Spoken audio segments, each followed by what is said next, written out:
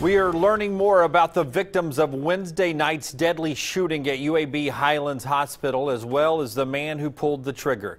This is still an ongoing investigation. A lot of questions left unanswered. Welcome in tonight. I'm Jim Dunaway, and tonight we have team coverage of the shooting. We begin with CBS 42 News reporter Tim Reed, who's live at UAB Highlands Hospital tonight with the very latest there. Tim? Hey, Jim. People here at UAB Highlands Hospital are still pretty shaken up.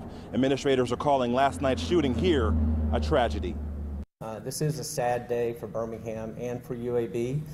And as you know, we lost a colleague and a friend last night. Birmingham police have identified the man who shot and killed UAB nurse, 63-year-old Nancy Swift.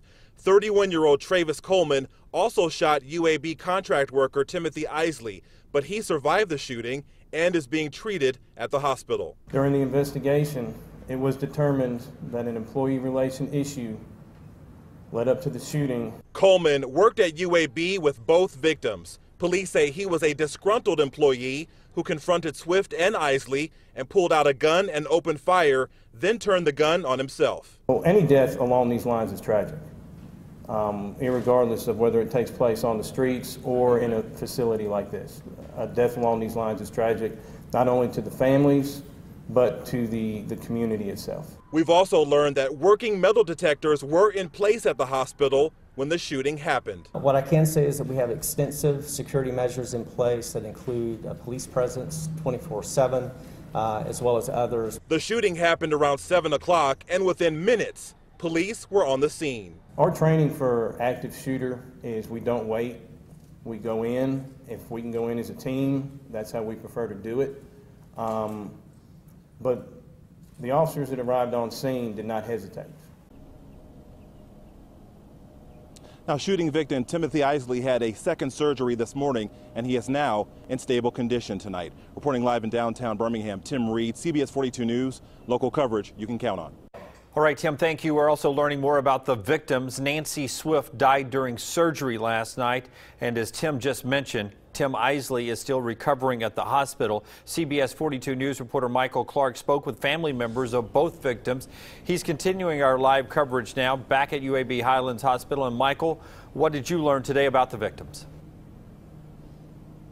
Well, Timothy Isley is actually the son of Springville Mayor Butch Isley, and he is recovering in the ICU, resting in the ICU after a couple of surgeries today, according to a statement from family members. We also had the opportunity to speak with some family members of Nancy Swift. She unfortunately passed away. Obviously, her family is still very saddened and upset about what happened. They tell us she worshiped at Westwood Baptist Church in Alabaster, and last night members of that congregation rushed here to the hospital to be with her and her family. While first responders and police cleared the perimeter outside UAB Highlands Hospital following an active shooter call, family and friends of Nancy Swift prayed inside. Our church family rallied quickly to the hospital. Her small group was there to love and care for Tony and all of her family.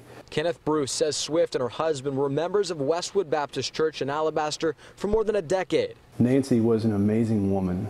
She defeated cancer 3 times in 3 different bouts, and I'm just so thankful for her faithfulness to the Lord through so much difficulty. Bruce says Nancy Swift shared her faith beyond the church walls, from co-workers at the hospital to family members everywhere. It's heartbreaking to see what's happened in this situation.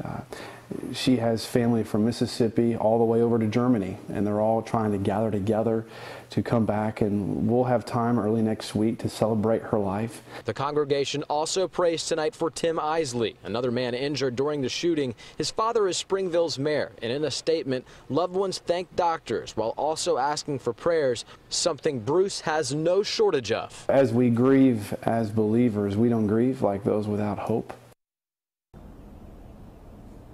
And we've been communicating with a spokesperson for Timothy Isley's family members, and obviously they're asking for privacy during this difficult time, but told us there might be an opportunity to speak with his parents, again, the mayor of Springville, about Tim's recovery tomorrow. We'll let you know. For now, reporting live outside UAB Highlands Hospital, Michael Clark, CBS 42 News, local coverage you can count on.